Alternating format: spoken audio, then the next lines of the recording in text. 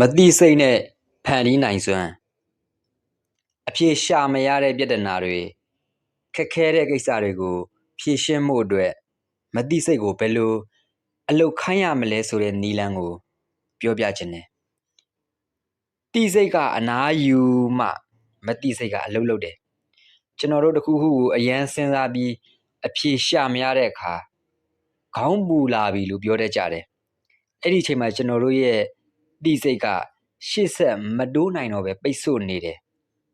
စိတ်ပညာမှာသားဖောက်ခြင်းလို့ခေါ်တဲ့အဆင့်တစ်ခုရှိတယ်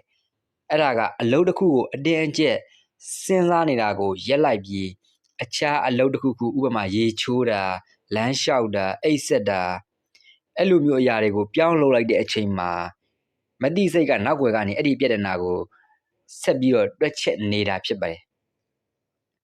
ဆိုတော့ရုပ်တရက်အဖြေပေါ်လာခြင်းကမ္ဘာကျော်သိပ္ပံပညာရှင်ကြီးအာခိမီဒီယာရေချိုးကန်ထဲမှာရေချိုးနေရင်မှရွှေရဲ့တိတ်သီးစကိုတိုင်းတာရမယ့်အဖြေကိုရှာတွေ့ခဲ့တာဒါကမတိစိတ်ရဲ့အလုပ်လုပ်ပုံကြောင့်တိစိတ်ကပြဿနာကိုမတိစိတ်စီလွှဲပြောင်းပေးလိုက်တာမတိစိတ်ကခမည်းရဲ့ database အားလုံးကိုမနာတမ်းရှာဖွေတယ်အဖြေတွေ့တဲ့အခါ flash of insight အနေနဲ့ခမည်းရဲ့တိစိတ်ထဲကိုရုတ်တရက်ပို့ပေးလိုက်တယ်ဒီစွမ်းအားကိုဘယ်လိုလက်တွေ့သုံးမလဲပြဿနာတစ်ခုကိုအဖြေရှာမရဖြစ်နေရင်ခုပြောတဲ့အဆင့်တွေကိုသုံးကြည့်လိုက်ပါပြင်ဆင်မှုဆိုတော့ပြဿနာနဲ့ပတ်သက်တဲ့အချက်လက်တွေကိုတိစိတ်နဲ့အသက်နိုင်ဆုံးအသေးတန်အရင်စဉ်းစားပါဆိုတော့ letting go နောက်တစ်ဆင့်လွှတ်ချလိုက်ပါ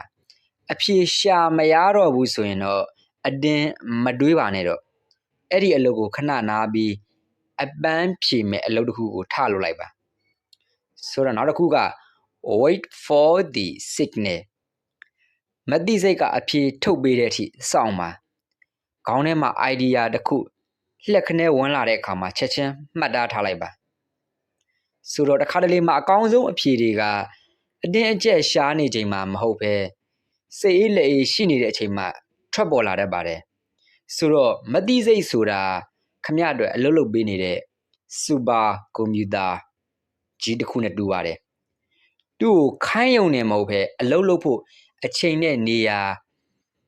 ပေးတတ်ဖို့လည်းလိုပါတယ်နောက်တစ်ခုကအလုပ်တစ်ခုမှာပိတ်ဆို့နေရင်အတင်းမတွေးပဲခဏနားပေးခြင်းကမတိစိတ်ကိုအခွင့်အရေးပေးပြီးအဖြေရှာခိုင်းတတ်ဖို့လိုပါတယ်ဆိုတော့ဒီနေ့ပြောသွားတာကတော့မတိစိတ်နဲ့ဖန်တီးနိုင်စွမ်းကိုပြောသွားတာဖြစ်ပါတယ်အားလုံးကျေးဇူးတင်ပါတယ်